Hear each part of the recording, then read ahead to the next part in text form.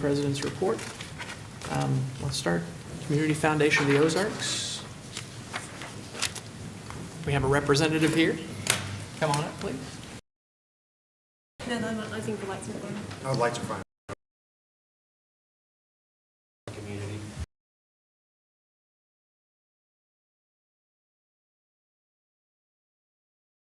state audit, and My water. That was quick. water always does tend to Don't have go to over. worry about it now. Yeah. Of course, my name's Chris Churchwell. I'm a CPA here in Joplin. Of course, we've been the auditors since 2011, so we appreciate the opportunity, and thank you very much for that. May need that. I'm kind of fighting a cold, so thank you. Of course, we've completed the audit, and I think you all have a copy of the report that was issued, as well as hopefully the letter to management, that we're required to issue each year. Dr. Ritter talked about just a minute ago was that one of the things that might be worth discussing is the difference between what the state auditors and your outside auditors actually look for, because the state auditors, a lot has to do with procedures and policies. It's more operational, and a lot of it has to do with performance. So our financial audit is principally a big picture financial audit from the standpoint of what we try to determine is whether the audit report and the information in it is fairly stated. So we deal a lot with materiality and risk factors, things of that nature, changing. So I think it was a good recommendation of the state auditors to start that capital inventory process. All the schools took an inventory back in May. Of course, now it's a matter of compiling that information and putting it into an inventory format to keep track of it for accountability, also for insurance purposes, things of that nature. So that's on track, So there was also some policies related to mileage reimbursement, cell phone usage, what people were turning in for reimbursement purposes. So, and policies and procedures have been put in place to implement those recommendations also. So I think a lot of things that were in the audit report related to the financial are underway, and they were good comments, and therefore they've been implemented. So in our letter to management, we're required to issue that each year. It basically discusses what responsibilities are for the district and for the auditor. Under significant audit findings, now that letter is addressed to the Board of Education. It talks about the qualitative aspects of accounting practices. But mainly on page 2, what we want to kind of focus in is that we didn't have any difficulties, and we didn't encounter any difficulty in the audit. When we talk about corrected and uncorrected misstatements, a lot of times in our area, it has to do with adjustments or, things that need to be changed in terms of the financial aspects of it. If there was nothing material. If there was, those changes were made. So we had no issues in regards to that.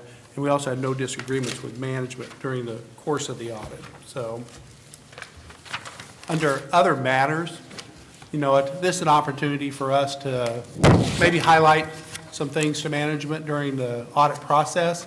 They're not material or significant deficiencies to bring to the level of being part of our report. A couple of items that we did have recommendations on is in the food service. We'd like to see the invoices all signed off on.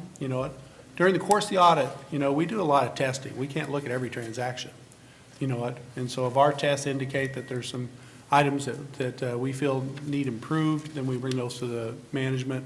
Those aren't significant in terms of putting them in writing, but at the same time, we wanted to talk to them about it. The other thing was I-9s. We need to update our I-9s in the personnel manuals. Most employees had them, but, we felt like it was something that they need to go through the files, make sure everybody had a current I-9 on file, and so those 2 items were implemented and taken care of, so. Does everybody know what an I-9 is? Oh, yeah, that's good. Obviously, it's an immigration form. Most Oh, there you people go. fill out W-4 and I-9 whenever they go to work for an organization. And so, and since they're a requirement as part of the personnel file, then we just want to make sure that those items are addressed. So Okay. if there's not any questions about that aspect of it, we'll get into the actual report. It seems like this thing expands in pages, as we go every year. there's more and more information that what needs to be presented. So if you turn over to page 1, you know, it talks about in our independent auditors report. But primarily on page 2, we get to our opinion and also to our reports on internal controls, compliance, budgetary issues, things of that nature. So in our opinion, of course, everything, we felt like it was fairly stated. It's considered to be a clean opinion. We had no issue, as we'll see later in the report, we had no issues in regards to non-compliance or significant deficiencies, material weaknesses, you know, anything in regards to internal controls that we brought to the level of management that required us to be reported upon.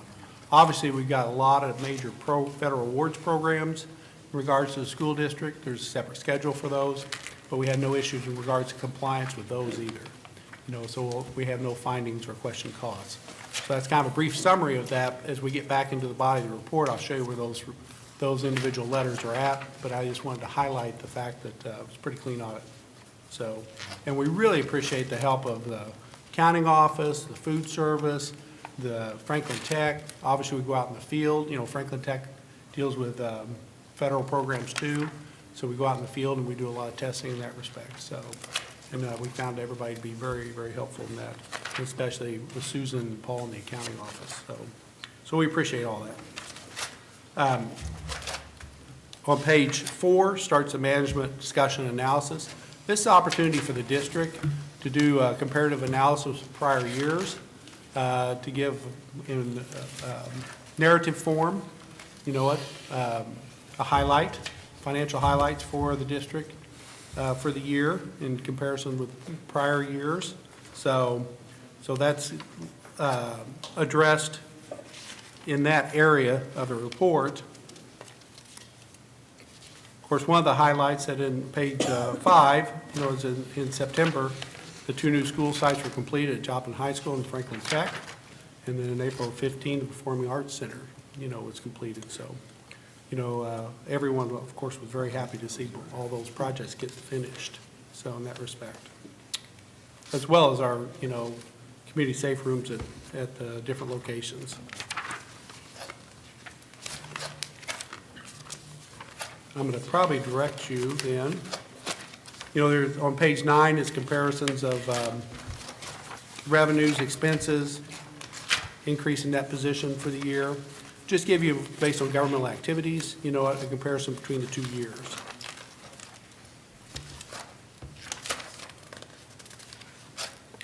Over on page 12, this is kind of a summary of financial analysis. I think one of the really positive aspects of this is in that second paragraph when it talks about that the district had budgeted a planned deficit of $2,566,546 in the general fund, but actually ended up with an increase of $7,196,957.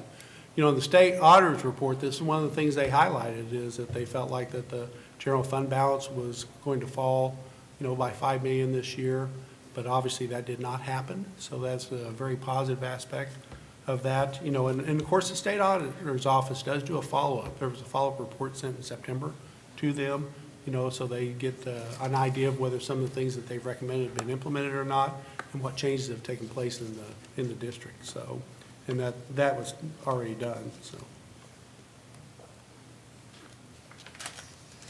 hopefully you got a chance to read through some of this material, and therefore I won't go into a lot of detail on that. So, page 13 is just a description of our debt and how it's administrated in terms of being paid off. So I think that's an important aspect of us, you know, getting our liabilities decreased, you know, from all the capital projects that we're undertaking this year. Of course, a lot of it has to do with waiting for FEMA and SEMA to provide that grant funding so we can pay off the short-term lease financing we've incurred. So page 14 starts off the financial statements. You'll see listed as component unit there. We brought in the Joplin Schools Foundation's component unit whenever substantial funds were received after the tornado. You know, the school pretty well helps direct those funds. It helps appoint the members of the Joplin Schools Foundation. It's formed for the direct purpose of benefiting the school district. Therefore, that's why we treat it as a component unit. So we're required to bring that in as part of our report, you know, and it also has its own separate audit report. So I won't direct you to go back there, but when we get back to page 22, it's a complete description of the Joplin Schools Foundation and the fact that it's a component unit. So, but those pages, until you get to page 22, those are basically the financial statements for the Joplin schools.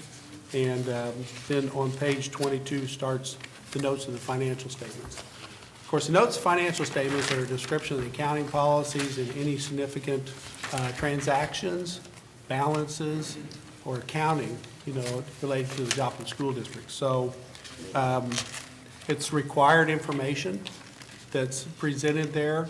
One of the really significant items that changed this year was on page 32 was our disclosure of retirement funds. That used to be a one-page disclosure, and it's probably 6 or 7 pages now. All that information provided by the state. You know, so it's a required disclosure, but it's so complicated that we actually have to have the state prepare that for all the auditors. So same way with municipalities and the loggers funds. And they're still having trouble getting that information out to us. So all our June 30th audits, you know, on our municipalities are held up, you know, because that's information they're going to provide to us. So, but like I said before, on page 22, it talks about financial reporting entity, and that's where the discussion of the Joplin Schools Foundation is. Chris? Yes. Is there a materiality threshold to be a component? Generally, if it has a material effect on the financial statements, we like to bring it in. You know what? So before on the Joplin Schools Foundation, it was never presented that way. But with some of the major donations that we received. But now and that's all been that. reduced to that level, will it be dropped? So we have not made that decision yet. I'll just tell you that up front. You know, so that's come up. You know what? Yep. But Yep. you know, we kind of want to make sure we work through the funds that they'd received from the tornado, and then it's back to normal, I guess. So. Thank you.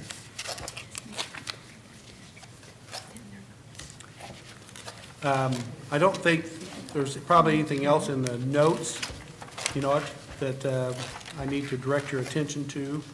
Page 44 starts the budgetary comparisons for each of the general funds, each of the funds, you know what? So that's probably of interest, you know, to the reader. And then on page 54 starts our reports on the internal control, compliance. You know, it talks about what a deficiency is, what a significant deficiency is, material weakness, and we have none of those issues. So we're not going to have any findings related to that. And one of the positive aspects of that is it presents the Joplin Schools District as what we call as a low-risk auditee. You know, because we've not had any findings for the last 2 years, not any reporting issues involved, so I will commend it. Sometimes it's hard to get there because not having any findings is difficult when you're dealing with the major programs of the size that, you know, we have here. So, on page 56, we do report on the compliance over the major programs. You know what? These are all federal programs that we audit. You know what? And so we had no findings or deficiencies or material weaknesses in that respect. Page 59 is a presentation of all of the expenditures out of those federal awards. So as you can see, as you go down through there, there's a substantial amount of them that come through the district.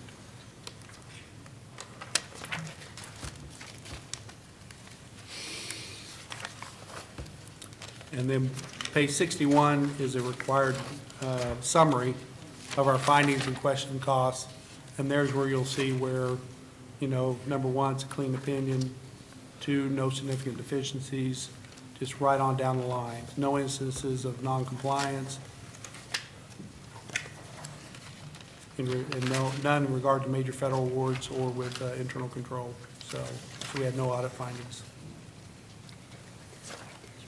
And then the back pages are mainly just selected statistics that are required by the state, you know, and so that's where that presentation is made, so.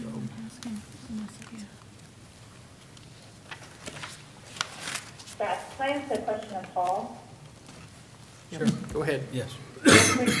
Paul, I just was wondering, when we make transfers from the general fund to other funds like capital projects, is that because we have more than enough money in the general fund? Or are we giving up something in the general fund in order to do that? Typically, when we do that, as we discussed last summer, we do that with the idea that we have sufficient funds in the general fund. And since there's no levy over in the capital projects fund, but we know we have an endless number of buses to buy, air conditioners, roofs to do. If we think we're sufficient in the general fund, we bring over what we've budgeted, first of all, and then perhaps some additional with an adjusted budget if we think we can afford it, yes. Okay, thank you.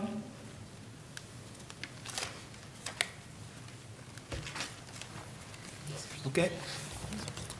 Very good, thank you very much. Chris, thank you very much. Just to maybe kind of, why don't you update the board a little bit of where we're at with SEMA and FEMA? Yeah. Yes, SEMA and FEMA, we have a claim into SEMA that has passed it on to FEMA in the recent weeks for, I believe we're looking at excess of $8 million on that claim. Hopefully FEMA will be able to process that in the coming weeks and we get an answer on that.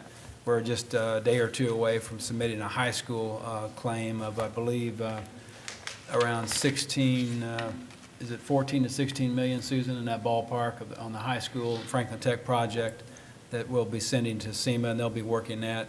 We do have a meeting scheduled December 2nd that FEMA has allowed us to come up and explain some of our submittals because they're quite technical. Our architect is going to accompany us so we can point out how our submittals are built, on what basis, so that they have full understanding as they process our claims. Paul, the 8 million, is that Irving closeout, or is that The first one was the East East, Campus. sorry. East Campus. east? Right, and the second one's The going 8 to be the million high is school. east. And that's going to be a critical first-time review coming by FEMA. Right. And so that's why we need to be there to have that conversation with them, so. So is that on the overages, errors, and omissions? Right, This that's meeting what- is December 2nd? Right, exactly.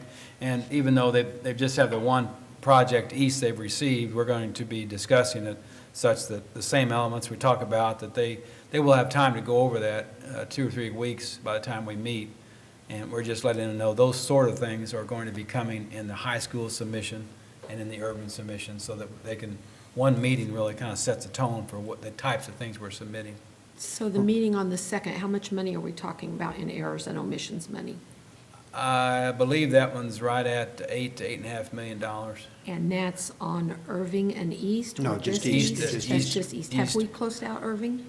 No, it's the third one. The second gonna be one is in a last. few days. We're going to submit the high school, Franklin Tech.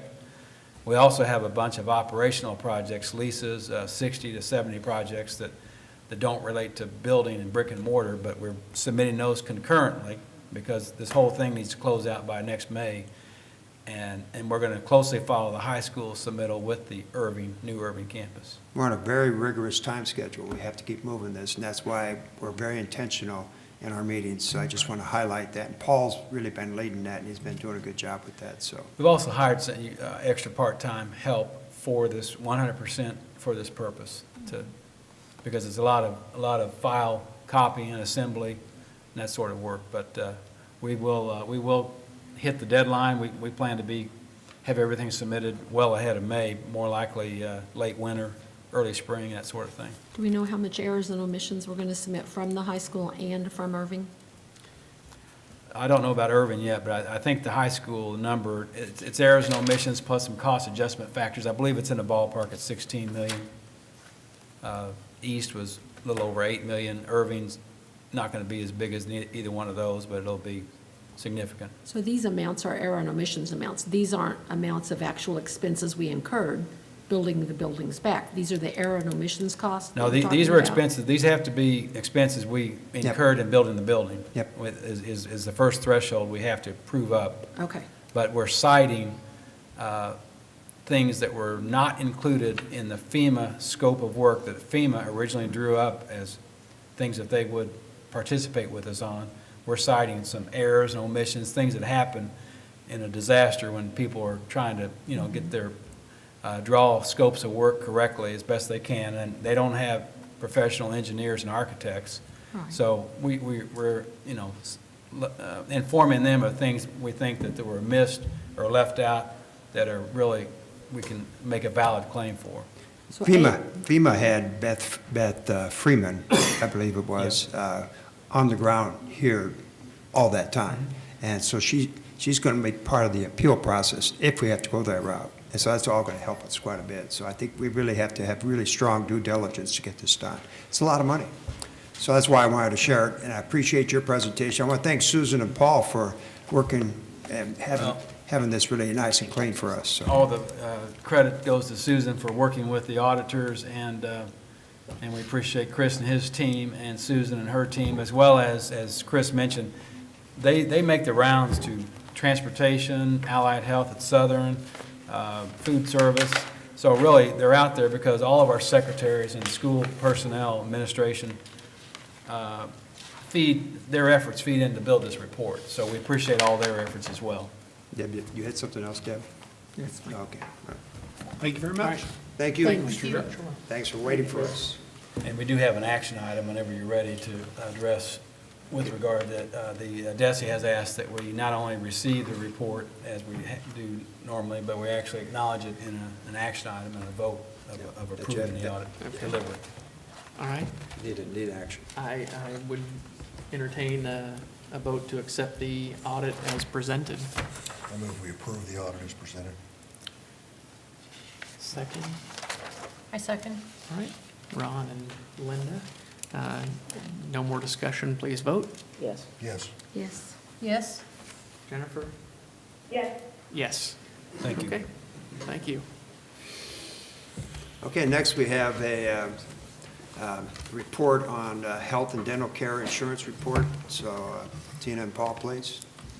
Yes, that's the standard report. I know that we're again kind of holding our own, but we're not really building surpluses at this point, but that's been on a watch for some weeks, and it will continue on a watch. And as we budget for next year, that'll certainly be a big part of our next year's budget, dealing with the shortfall we have in that fund, as we watch how it performs.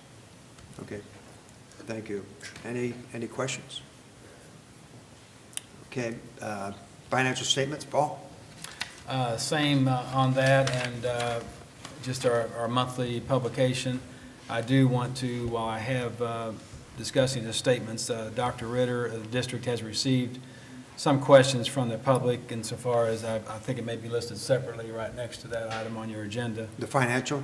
Yes. Okay, go ahead and go there. Would that be okay? Yeah. If there's no questions on the others. If I may say, what this is just a follow-up with more data as far as finance is concerned. Now we're going to start bridging into personnel to help everybody understand it. And really in both of the forums last night, there were specific questions around where the money's being spent as far as salaries. And so I think this is going to help inform that a little bit. And we do realize we're going to have to drill down and even get into more detail to help the board and the community understand where the money's being spent. But this is a first blush, okay? And so we know there's going to need to be some comparisons and all that. But Paul did this rather quickly, and I asked him to do it because we need to respond to our community. So Paul, go ahead. Thank you, Dr. Ritter. Yes, it'll be part of the December 15 broader data, comprehensive data report, December 15. Eric, you have the pie chart. What this shows is dollars and cents totals of all it is. I mean, Let's let Eric get settled. okay. Again, that's going to be part of the larger report, but since we had it ready for tonight and the community's been asking about it, we thought we'd bring it as a starting point of discussion, but there's a lot more to come. But this shows total dollars and cents of salary and benefits as it's titled there. And the breakdown, the total dollar amount on the right side of $51.7 million, that can be found as it's noted there at the bottom. The source is the annual Secretary of the Board report. That's on the DESI website that any of the public can go to as of June 30 and quickly get to that number of total salaries and benefits and hit that $51.7 million number. We went into the total and came up with the splits that pretty much aligned with that report that the DESI has, and we're showing you those splits there. Of course, the big blue part is school personnel. That's basically school operations. You walk into a school, and everybody you see in that school is loaded in that first big blue piece of 79%. You see the other pieces that it takes to run a school system, buildings and grounds. We have to maintain our buildings. It shows 8% of that pie. Administration at just over 5% of the pie to help administer the buildings. Transportation, 3%, 3.35%. Food service, 3% to feed the kids. And technology is certainly an important piece of our school operations, and that adds a 1.5% to the total. So you see both the percents as well as the dollars that make up that pie chart, of which some of our public had been asking, you know, how much goes here, how much goes there. So this will kind of be the front end of a more extended conversation. Right, I just want you to know that we have our comparable districts, and what's interesting is everybody approaches it differently, even though DESI reports it out, and so they have their different categories, so we're needed to contact the district to get to the actual specifics as far as that's concerned, so hopefully we can do that. For instance, in food service, that's pretty obvious. Really, in administration is where it's all broken down in different ways. Right. And so that's something that I feel the public needs to know, Exactly. and that's why we're going to start there, and we need to be able to do that. But the building and grounds, that does not include, that includes the custodial at the site, by the way. Yes. And it's the same thing is true for the technology as well as the food service, okay? And so, other than that, that's your teachers, your counselors, and your secretaries and principals, Right. okay? And So there you that's- go, that's a real quick picture, and we're gonna give you more details, but we just feel we just constantly need to feed you this information so that we can start answering questions. Norm, can I clarify what you just said? Personnel are within their own category. For example, all the cooks are under food service, bus Right. drivers are under transportation. That's correct. But principals are under administration, building No, level, or no. they're under They're personnel? under school personnel. So administration is just central office? It's central office. Okay. Right, right. Mhm. And so, what, we had about 44 staff? We have 44 total staff in that administration 12 of number. those are certified, the rest are Yeah, non-certified. So 32 staff and 12 leadership in that, making up that 5%. And as Dr. Ritter said, we want to compare that to other districts. We just want to make sure the comparative is valid, apples to apples, as best we can. So we'll be calling around, asking everybody does it a little differently, but we'll get a sense for what other districts have, and we can compare our head counts. The more intelligent we are around this package, the easier it is going to be for us to have a conversation around salaries, you know, especially teacher salaries. And so I think that's really important. So, okay? 1% that I did not put this percent up there, but you've heard it mentioned by Dr. Ritter and others as a typical number. That 51.7 million total, that's 80.56%, just almost 81% of our total expenditures, operating expenditures for a year. You know, we're very labor intensive. That's what schools are about. So most of our budgeting, most of our let's find some money, let's pay some money, it all evolves around, for the most part, 80% of it, personnel. Typically, what's interesting in Joplin is, typically it's about 85% Okay. in a normal school district. So I think Joplin is still catching up on the capital side a little bit. And so I think there is a little bit of something that is a little different there. This is my guts saying that, when you say 80%, and I'm used to hearing 85%. Okay, And so I think we need to realize that and understand that as well. very good. So, okay? Thank you, Just Paul. the more you know, the better you are. So Very good. transparency is critical. So, Thank you. okay. And just one question, Paul. This is our internal, or is this from DESI? That's from DESI, as footnoted. So will we be I- getting other districts from DESI or from them internal? We'll be getting their DESI information. Well, really what it is, let me clarify here, okay? The total is from The DESI. total's from DESI. The breakdown, though, is going to have to be, Is going to have to be yeah, by district, found. because Okay. everything is a little different reported into DESI. Okay. For instance, we put, I'll give you one difference, workers' comp insurance. It's because of every employee we have. And we place ours in, and we have guidance from the Missouri DESI accounting manual as to where to place it. We put ours in administration, but represents over 1,000 employees. So, I mean, and other districts might not put their workers' comp insurance premiums in administration. Maybe they spread theirs out to 20 buildings, which, would be acceptable. So that's what we say when Okay. we had to exercise limited discretion on the administration piece, because we were trying to hone in on basically the walls of this building, knowing everybody else is out there with the kids, principals and counselors. So there'll be some, it's very comparative through the reports at DESI, but some of the smaller pieces of the pie, districts have discretion, even though they follow the accounting manual. So as we present you data, we're going to try to make sure it's as comparable as possible and it makes sense, so we don't have apples, oranges, and grapefruits. Okay. Thanks, Paul. Okay, was that at, the end of last year, or is that current? June These 30, numbers? June 30, 2015, end of last year. It really is End of last 14, 15 year, yeah. That's the only way, that's the only information DESI has. Okay, but can we pull it for us for this year? Well, this year, DESI doesn't, because we haven't spent it yet, so DESI really doesn't have that. So they have the budget, but they don't have the final financial, so. Okay. Yep. Thank you. Now, we are, there's been a request, and really, the community needs to know it as well, all the salaries. And Tina's working on that. She's still trying to clean some of that up. And we're going to be giving to the board, as well as the community, 2014-15 salaries, as well as 2015-16 salaries. And it'll be everybody's salaries. It'll be very transparent. That needs to be out there as well. And so really, this, you'll begin to see then, you could make the connections if you want to, as to see how that really makes, if you want to go through all that. Now, you're the kind of guy that'll do that, I know that. But anyway, I just want you to know that that's going to be at your fingertips, okay? That's good. Thanks. Thank you. Good. All right, so then the enrollment data, it's something that you asked for, and so you have that in front of you. As far as any highlights on that, I usually don't do this. This is the first district I've ever had to do this. But anyway, you have it in front of you. Any questions? I don't know if I have the answers or not. But anyway, any questions, anybody? Enrollment's a critical piece for finance, by the way, as you know.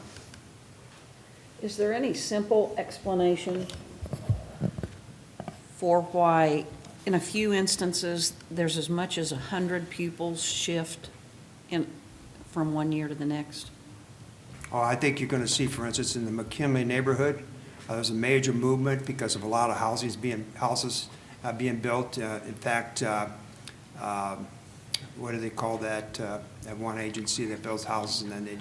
HUD? No, it's not HUD. It's it's part of HUD. J-Hat? Habitat? Habitat. Thank you. Thank you. That's why she's on the phone. But anyway, Habitat is building a lot of homes up in that area. So McKinley's numbers are starting to get pretty huge. And so there's some movement that way, but also in the high school, you're seeing some movement. But most of the time, it's going to be families moving within the community itself, the system itself. So we redistricted some kids into McKinley from Irving this year. Are we going to have to do Yes, we some did. redistricting Yeah. again to We're make gonna- room there? We're going to have to watch that and see, yes. We're going to have to watch. Good question.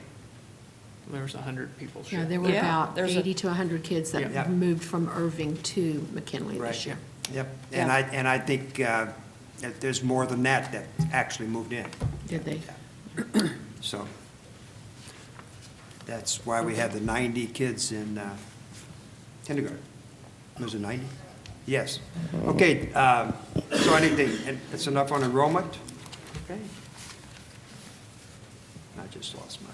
that's okay. I'll take it back from there. It's my turn next. Okay, take it. All right, we're ready for public comments. We do have one speaker, Tammy Niederhellman. If you would, come to the podium up here on this side. Welcome. All right, so when you approach the podium, stand at the microphone, please give your full name and address. You'll have 3 minutes. Linda, would you mind? Linda's going to take care of the timekeeping for us. She does a good job. Please do not identify any district personnel personally, or student by name or other identifiable information that's not your own. Okay, thank you. All right. Floor is yours. Hi, my name is Tammy Niederhomen. I reside at 2502 East Vandalia Street. My husband and I are parents to a class of 2016 student. However, on May 22nd, 2011, we became members of a club that no parent ever wants to join.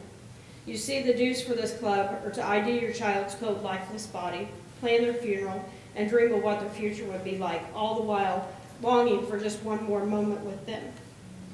Our son was an East Middle School student when he was called home that stormy May day. Approximately a year and a half ago, I spoke with the former Joplin superintendent, who assured me that my request to honor Zachary at graduation would not be a problem. He instructed me to call the Joplin High School in what would have been Zach's senior year. So several weeks ago, I called the high school and I spoke with the principal's secretary. I gave her a detailed message, why I was calling, and a few weeks went by before I received a call back from the secretary. The secretary informed me that other students and teachers died that day and that they will not be honoring Zachary at his graduation, but may possibly do something as a group for the 5th anniversary. We are very well aware that this day in May will mark the 5th anniversary of that horrible nightmare for so many people.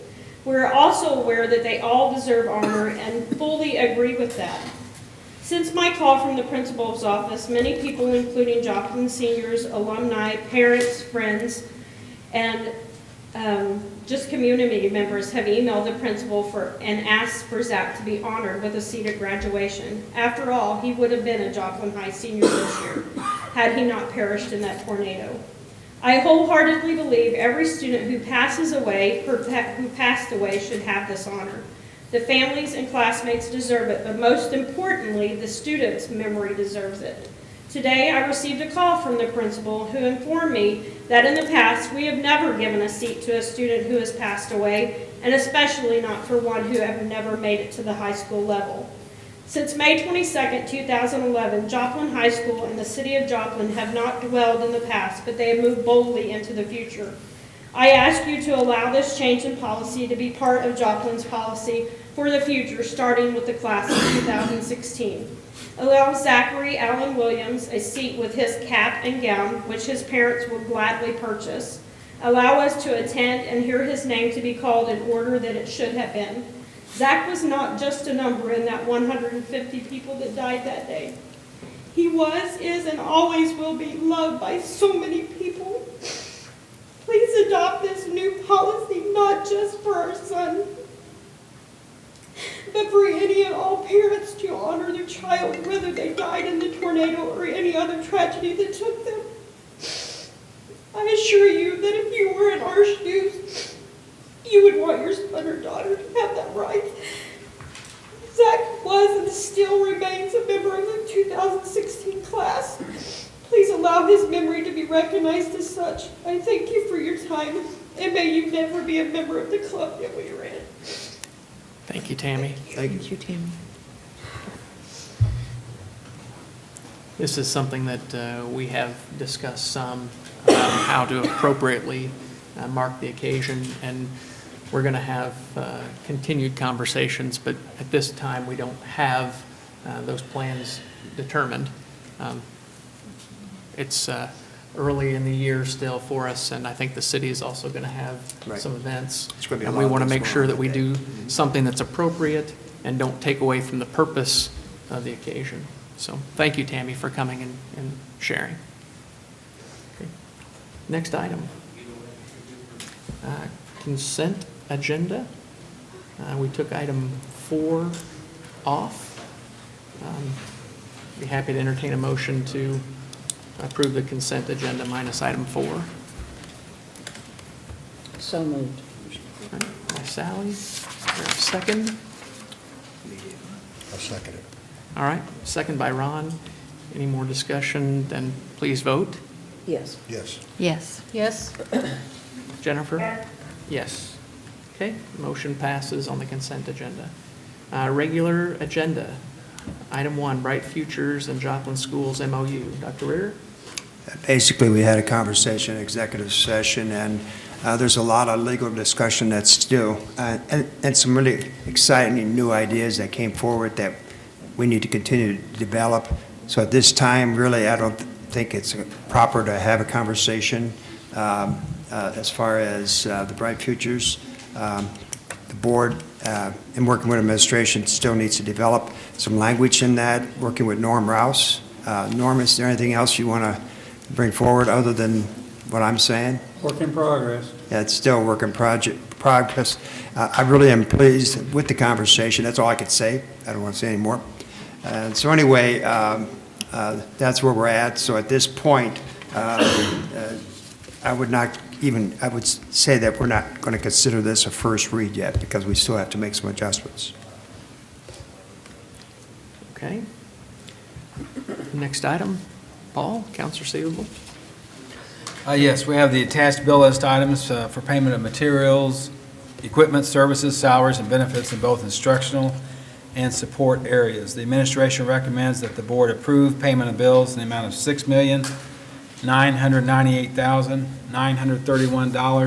$6,998,931.69. Okay. Any discussion, question, or motion? A motion to approve as presented. Linda, Yes. second. I'll second it. Ron, second. Any more discussion, then please vote. Yes. Yes. Yes. Yes. Yes, Yes, yes. And she's got that it is down. passed. Thanks, Thank you. Jennifer. Thank you. Next item, Mr. Pitcher, Casper Software.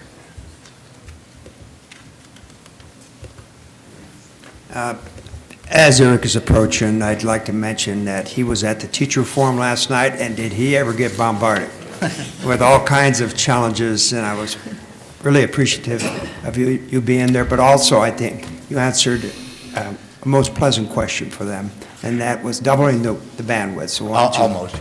Yeah, Almost double. why don't you mention that a little bit? Go ahead. With the item that was approved last month, we finally got the equipment in today, and so we're looking at getting that in place as soon as we can. So hopefully, by Hopefully you this don't have time plans next over week. Thanksgiving. Well, we're planning on it, but we want to take it slow and make sure that, because that also blocks incoming traffic. So we still want to keep our network safe and make sure we have everything in place before we fully implement it. So. Very good. Okay, the line item? Line item, we've had this software suite for a couple of years now, and we always are out there looking for something better. Frankly, we can't really find something better that works so well with Apple and the iPads. So I just ask that it gets approved. So if there are any questions, I'll be happy to answer them. This is an annual maintenance renewal. Yep. I would move approval. All right, motion for approval. Your second? I second. All right. Any more discussion? Single vendor for this, is that? Yeah, they don't really outsource it because it's proprietary, but Okay. that's why we keep a lookout for competitors if they can come close to it. Okay. but- So, no further discussion. Please vote. Yes. Yes. Yes. Yes. Yes. Yes. All right, thank you, Mr. Pitcher. Motion's passed. All right, next item, policies, second and final reading. Yes, we have 4 policies on tonight for second and final reading. BBB, school board elections, BBBA, board member qualifications, BDDH, public participation at board meetings, and GBBDA, family and medical leave. And again, there are second and final reading. We did the first reading on the last board meeting. Do these need to be done one at a time? I think I we think- can do them all I think we can do them together. as a group. I move the policies be approved as presented. Second.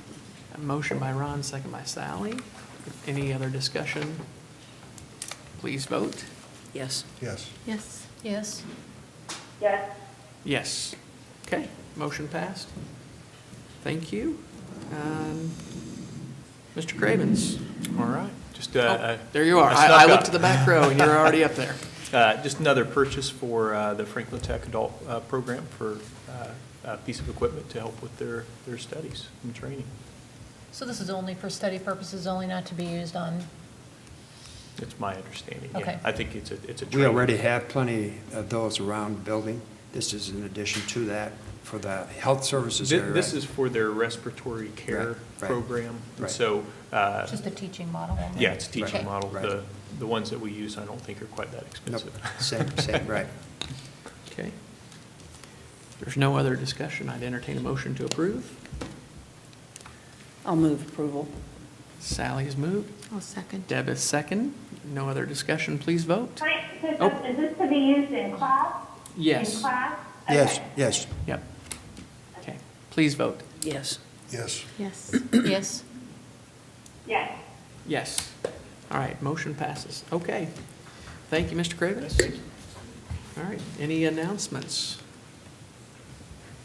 I saw something in a communication about, we got an award for our technology Mr. Pitcher, do you Um, know about the through Apple? Apple, and, Apple distinguished.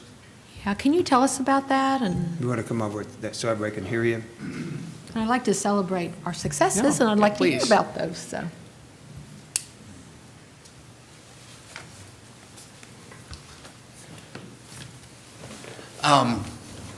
I'd like to, Shelley Tarter's the one that actually did a lot of the work on this. But it was really a group effort, but she really led it. But you have to be invited by Apple to, you just can't apply for it. You have to be invited, and then you have to apply for it. And it's using technology and innovation in the classroom, basically, and how we use just technology different than everybody else. Is it K to 12, or is it focused only on secondary, or I think it's focused on secondary. secondary? Okay. I just wondered. Just the high school, Just the high school, okay. okay? Yep. Yeah, it is the second time. And is it every 3 years, every 2 years that the opportunity comes up? And so this is our second in 3 years. Okay. Well, thank you. All right. Thank you, Mr. Pitcher. Thank you, Kelly. Any other announcements? I want to wish everybody a Thanksgiving, happy Thanksgiving. And those of you that are going to travel, safe travels. If you're going west, a lot of snow, I know. So anyway, hope everybody has a good one, all right? Thank you. All right. Before we leave, Gary's, we got family members not doing well, so just keep him in your thoughts as we're gone, and he should be back in December, but he was, apologize for not being able to be here, but family has to come first. All right, if nothing further, I'll entertain a motion to adjourn. I'll make a motion to adjourn. I think they all want to stay. Okay, I'll And Deb second has then. seconded. Okay, please vote. Yes. Yes. Yes. Yes. Jennifer? Okay. Yes, okay, we're adjourned. All right, thank you, guys. Thank you, Jennifer. I'm going to hang up now. Thanks. It worked. It worked.